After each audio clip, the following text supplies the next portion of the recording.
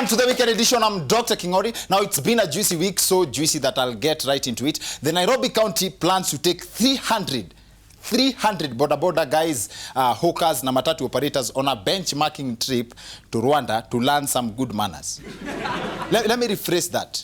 County government ya Nairobi inataka kuexport wase wanduthi, makanga na mahoka waende Rwanda wakalan, alafu warudi wafundisha wase wengine tabia poa. Watu wa Rwanda watajua wajui. Si kama watu wawili peke yake wanduthi wanaweza fanya jam isimame hii Nairobi yote for a whole week. 300. Imagine kitu inasumbua sana Sonko. I think people are complaining at how expensive that is. But I think that's the list of the county government's worries. Ile kitu najua inasumbua Sonko ni vile ataingiza wase wanduthi 100 kwa ndege na zile jacket zao. Serious. With 100 hawkers on board, watu wa ndege pia lazima waandike hilo no food from outside. I'm a skeptic. I smell mischief in this Nduthi guys benchmarking trip. You remember Nduthi guys na hawkers were ejected from the CBD wakakataa kutoka. Sasa hiyo wanapelekwa Rwanda. Are you thinking what I'm thinking? Kama Harambee Stars waliachwa Nigeria, sembuse ya watu watatu gari iende. Yeah? And to good news now, in fact, it's great news. Despite the biting water shortage, people living in Umoja now have something to smile about. Scientists have said that bathing every day is unhealthy. Yes, mnasemanga umoina inaleta jam. Kutoka leo mtakuwa mnaona imoina mnaona jams. Moving forward, ukiingia kwa matatu usikinanuka kondo, that's the smell of science. And now to the main subject of our show tonight. Of late, the mention of the name Gathoni wa Mushoba brings two things to the mind. First wife and second wife. And here is why. If polygamous is what is going to sort us out, let's go there. Kwani wale wabao wameshikilia mabibi 5-10 wamekufa? Kwani wamepelekwa jela? Aha. Now this can be interpreted as a campaign for cheating to be legalized. Or how else would you describe polygamy? Simple. Introducing the person you have been cheating with to the person you've been cheating on. Simple. Sasa nimewaita mkutano, nataka mjuane. Sugar, meat, honey. Yeah? How wonderful. Sasa niwatafutie gashugo msinimaliza na ugonjwa wa sukari. Actually, that's it. Polygamy is more like cheating in the open. Now, Wamuchomba's explanation as to why she's advocating for polygamy is to reduce the number of children in the streets from broken families. In fact, she claims that that's the main source of street children. And she's not alone. Budalangi MP Raphael Wanjala also shares the same sentiments. You know, these kids you see on the streets, they belong to these men you see in suits and ties. And they belong to these women you see in the bus. Even right now as we are talking, you know, today is a Friday. Go to all these bars. All the men you find there with women, are they their wives? I don't really know. You see, you don't know. If you are not here, you will be among them. Ouch! Now, it's very tempting to buy that line of thought, especially after this week's incident where a girl made news for carrying a placard on the streets of Nairobi claiming that baba yake ni mtu wa masuti. Now, there are very many other sources of potential street children, and interestingly, politicians are somehow involved in all of them. Just the other day, pregnant women in Murang'a were getting a fertility allowance of 1,000 bob for being pregnant. I believe there's a woman out there somewhere who must have gotten pregnant for their 1,000 bob. That's a lifetime commitment for 1 week of diapers. Now, Kenyan politicians must be the greatest and most patient investors. Unatumia 1,000 kulea kura.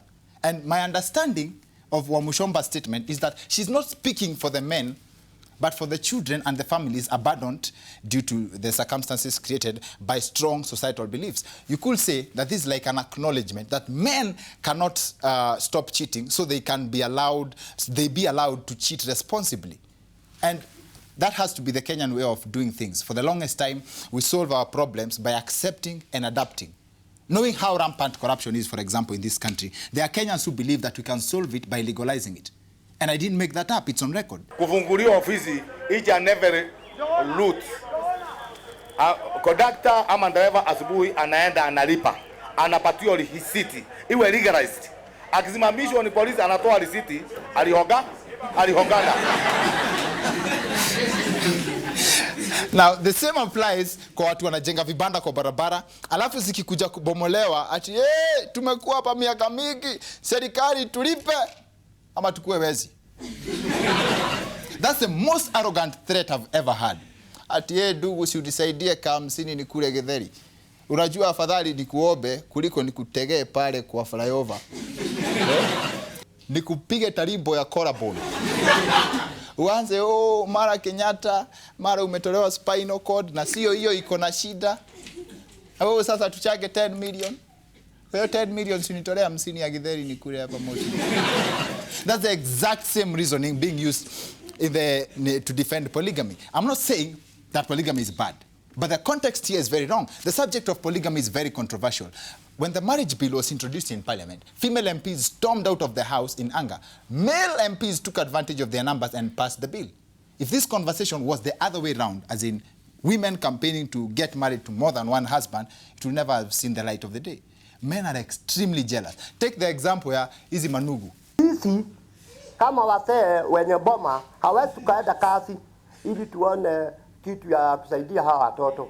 Kwa sababu ukienda kazi utakuta hawa manyani wanafagia kila kitu. Kwa sababu sasa wanatofautisha mwanamke na mwanaume. Hiyo ndio shida ambayo sisi tuko nayo. Kwa sababu ukiwacha mwanamke nyumba unakuta kama ni bibi, kama ni bwana mwingine unawacha huko, kwa sababu unakuta amehakikishwa na hii manyani. Do you know how messed up that sounds? Kuna kanugu kanachezea bibi yangu. Naomba serikali igirie kati ama nihame. See, the lamest excuse people get, or people give to marry more than one wife is that the population of women is more than that of men, which is not true. But that can't be worse than this one. And let me tell you this. You come from a village, am I right? Yes. Have you seen one bull against one cow? No, yes, but that's how God created us.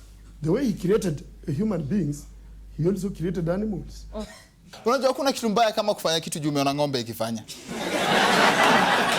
Kichana simeandikwa vizuri usikocholee mimea. Afande si hata we ni mimi peke yake unaona si ng'ombe ilianza mbele yangu.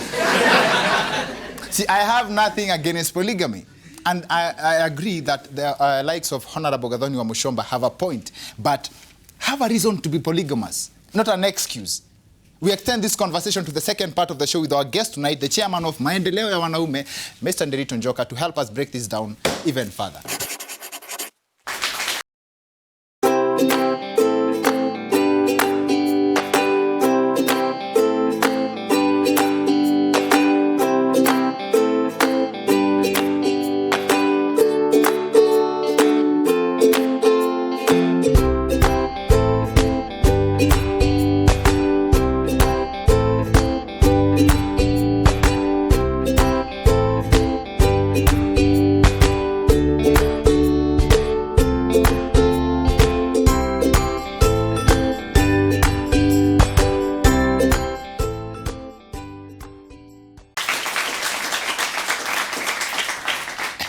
Welcome back to the weekend edition. The subject on our show tonight is polygamy. Of course, it's been a very hot topic across the country this week. My name is Dr. Kingori and I'm your host. And our guest is none other than the Cyprian Nyakundi ya wale watu walikato transform. Nderitu Njoka, the Chairman of Maendeleo ya Wanaume, is with us tonight.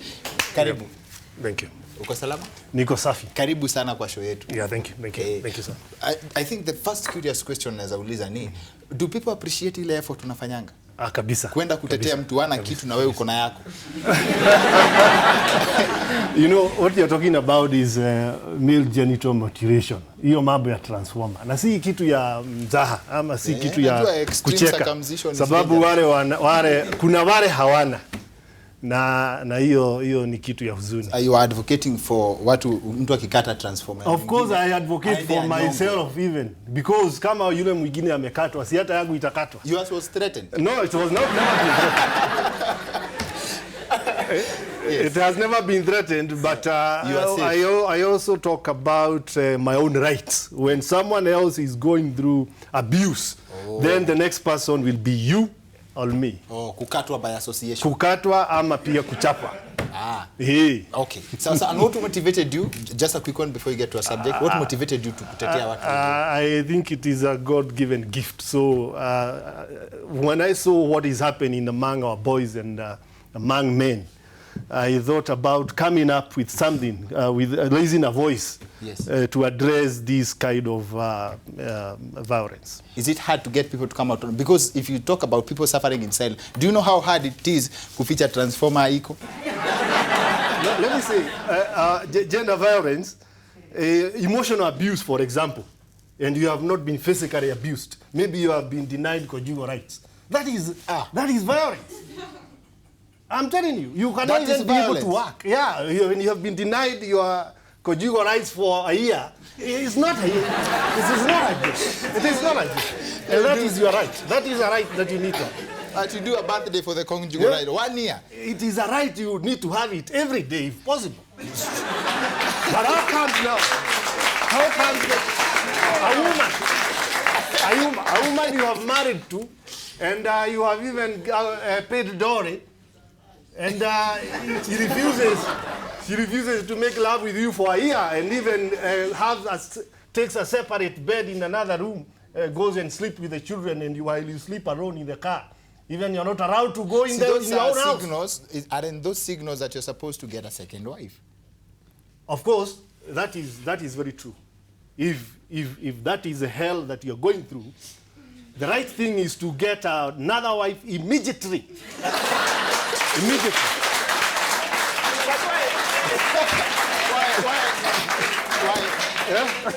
Why?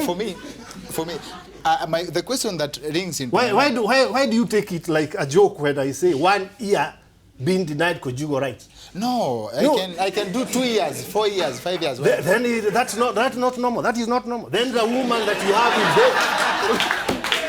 The wife that you have then will have illicit love somewhere else. But how do you even defend such a case? Someone has been denied conjugal rights for a year.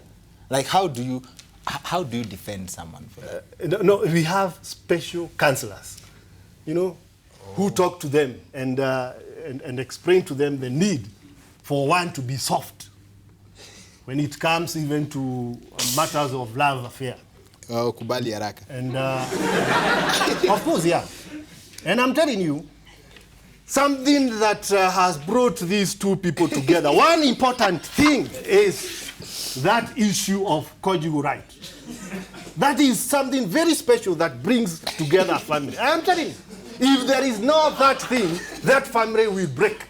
I am telling you. Do you think men are ready for more than one wife if one wife is dangerous? I was actually the pioneer of what we are calling marriage, what we called Marriage Bill 2014 amendment. You are the pioneer. I was a pioneer, and I took to Parliament and lobbied parliamentarians to pass it, and they passed it.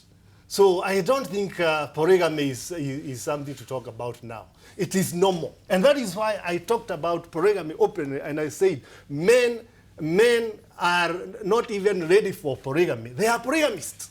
1 Timothy chapter 3 from verse 2 to 12. It does not prohibit polygamy. It only prohibits polygamy for the leaders of the church. So Christianity has now changed. Our leaders, let me say this. Only the leader. Let me say this. The Quran is clear. You are allowed to marry more than 5 wives.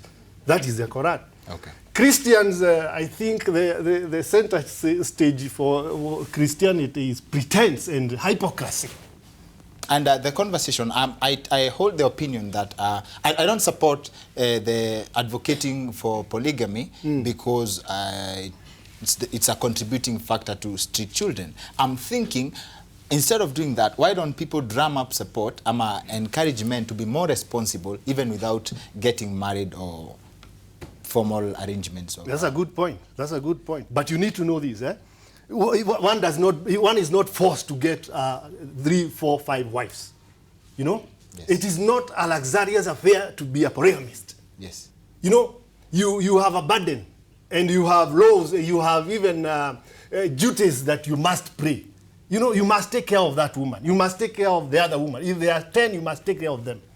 You must take care of all those kids. So it is not so luxurious that we are not promoting polygamy. In fact, it is not something to promote. It is something to say that if you have a child out there, take care of them. Take care of that child openly without being abused by your so-called first wife. And we're also doing research. We're doing research for this show. I noticed that the marriage bill was rejected several times on the floor of the House based on few words like the woman you're married to has the power to decide whether you will marry other ladies or not. So it passed in 2014 after they dropped that clause. Don't you think that's selfish? We don't bid for that one to be dropped. You cannot you cannot ask your wife whether you are going to get another woman. You know, I think who is the head of the family? Is now the wife who is the head of the family to go and ask her? No, it is upon you, if you know well that you have a relationship out there and you are able to cater for that relationship. You don't go asking people. That is your commitment. Are you one of them? That is a personal issue if you want to have several of them. But Njoka does not have one. Because he's not a hyper. Several. The good thing for a man, if you are a man and a total man, tell it openly to your wife, to your wives, to your family members, to your to elders, and go and pay dowry, and you receive a blessing too. But that's how transformers get chopped. You see, for you have a very Solomon had the most, many wives ever, and he was the wisest man. Do you think you are wiser than Solomon?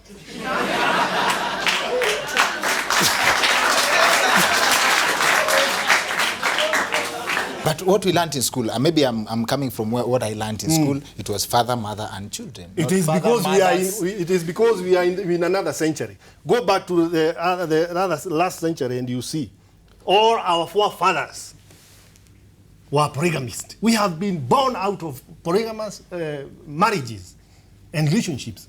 You are a product of polygamy. No. Of course, not everyone is a product of polygamy. Now, what are you saying? Saying that polygamy? It is not a sin. My father has only one wife. Yes. What about your grandfather? One wife. What about your grandfather? I was not there. I need to help you. He had several. He had several wives. Yeah. But do you have the same genes? So I think no.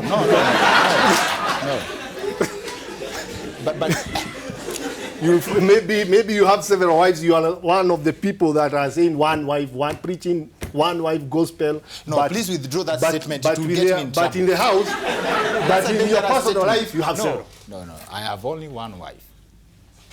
How will we know? How will we know that you have one wife? After 50 years, when But do you see Kenyans accepting this moving forward? Hypocrites. You are just talking about men. Let me tell you, women are for polygamy.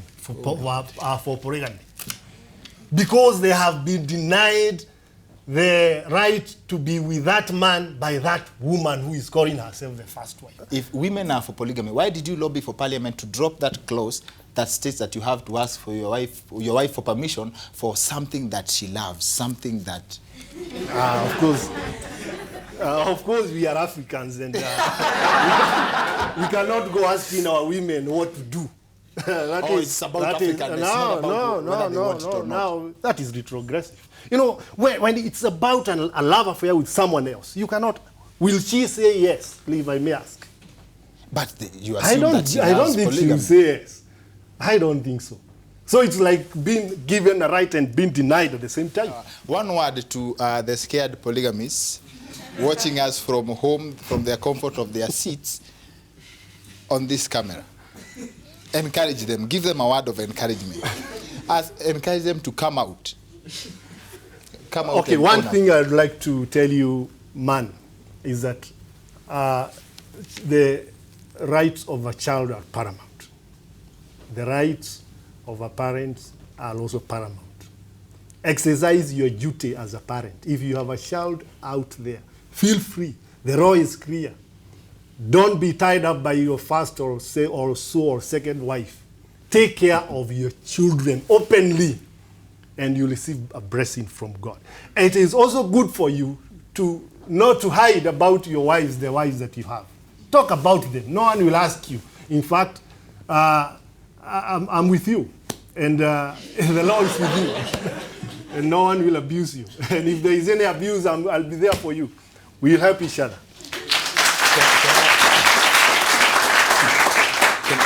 Can I add something to the same? Yes, you can. Just to kusindikiza na nini? Yes, you can. Don't do it. Happy Makofi at Nderitu Njoka. Thank you very much for coming. Thank you. Now, that's it for the weekend edition. See you next